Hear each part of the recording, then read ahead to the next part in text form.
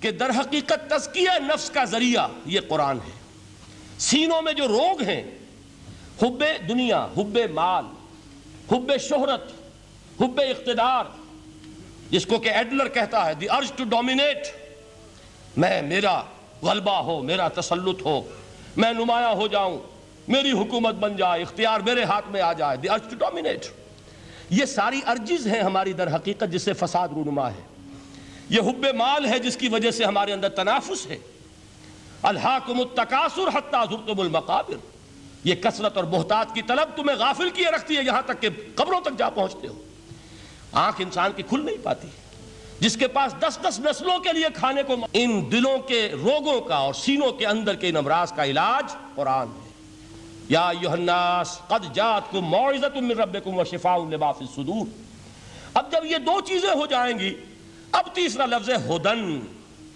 ہدایت بیکار ہے جب تک دل میں گداز نہ ہو، ہدایت بیکار ہے جب تک کہ نیت درست نہ ہو۔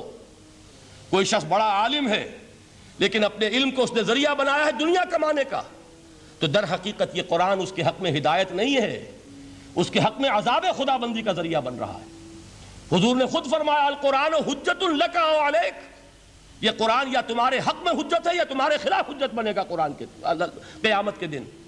اس لیے کہ ایک شخص اس کو دنیا کمانے کا ذریعہ بنا رہا ہے، ایک شخص اس کو شہرت کے حصول کا ذریعہ بنا رہا ہے، ایک شخص علم کو ذریعہ بنا رہا ہے دنیا میں نمایاں ہونے کا، اپنی تعریف کا۔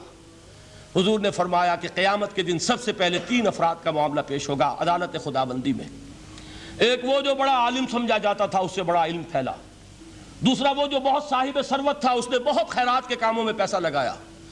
تیسرا وہ جو دنیا میں شہید سمجھا جاتا تھا کہ اللہ کی راہ میں جنگ کرتے ہوئے جان دے دی۔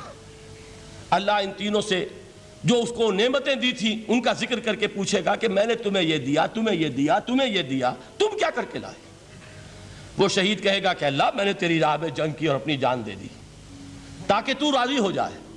اللہ فرمائے گا کذبتا، تو نے جھوٹ بولا، انک قد قاتلت لان یقال جریء، تو نے تو یہ جنگ اس لیے کی تھی کہ کہا جائے کہ بڑا جری ہے، بڑا بہادر ہے۔ یہ لوگوں سے بہادری کے تمغے لینا تمہارا مقصود تھا۔ وقد قیل، وہ کہا جا چکا ہے، اب یہاں تمہارے لیے کچھ نہیں۔ اور فرشتوں کو حکم ہوگا اور وہ اوندے منہ اس کو گھسیٹتے ہوئے جہنم میں جھونک دیں گے۔ دنیا میں شہید سمجھا جا رہا ہے، آخرت میں جہنمی ہے۔ یہی حال اس عالم کا ہوگا، یہی حال اس دولت مند کا ہوگا۔ تم نے یہ علم پھیلایا تھا کہ تمہارے علم کا چرچا ہو جائے، تمہاری شہرت ہو جائے، لوگ تمہاری دستبوسی کرنے لگیں، لوگ تم سے جھک کر ملیں۔ وہ دنیا میں ہو گیا، تمہارا مطلوب مل چکا، تمہارا مقصود حاصل ہو چکا، اب یہاں کچھ نہیں۔ تو جان لیجئے کہ جب تک اس کی سختی دور ہو، یہ ہے موعظہ۔ دلوں کے اندر سے حب جاہ، حب دنیا، حب مال نکلے، یہ ہے تزکیہ، شفاء لما فی الصدور۔ اب ہدایت خداوندی، اب راستہ آپ دیکھیں گے اور اس راستے پر چلیں گے۔ یہ ہدایت جو ہے دنیا میں، یہی آخرت میں رحمت کی شکل میں ظاہر ہوگی۔